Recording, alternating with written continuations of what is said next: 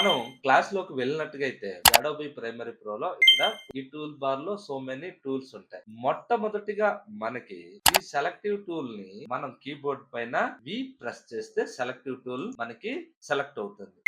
ఈ టూల్ యొక్క ఉపయోగం ఏంటి? ప్రాక్టికల్‌గా మనం చూద్దాం. టైమ్ లైన్ ఉంది. ఈ టైమ్ లైన్‌లో ఉన్న 1, 2, 3, 4, 5 ఈ 5 క్లిప్పుల్ని మనం అడ్జస్ట్‌మెంట్ అంటే మూవ్ చేయడానికి గాని, లేదంటే వేరే దగ్గర డ్రా చేయడం గాని, ఏ విధంగా అంటే అరేంజ్ చేయడానికి కోసమని ఈ సెలెక్టివ్ టూల్ అనేది మనం యూజ్ చేస్తాం. ఇప్పుడు చూసుకున్నట్లయితే ఇక్కడ ఉన్నది నాకిక్కడ కావాలి. మళ్ళా ఈ రెండిటిని ఇలా కలపాలి. లేదు అనంటే నాకు పైన వీడియో 2 లోకి వెళ్ళాలంటే ఇలాగ. మళ్ళా ఇలాగ చిందరవిందరగా ఉన్నాయనుకోండి ఒకవేళ.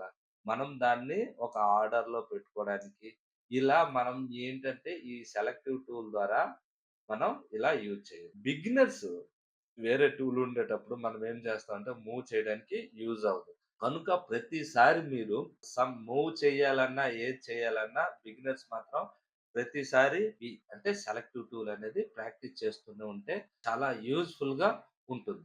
మచ్చా మీరేమనుకుంటున్నారు? కింద కామెంట్ పడేయండి.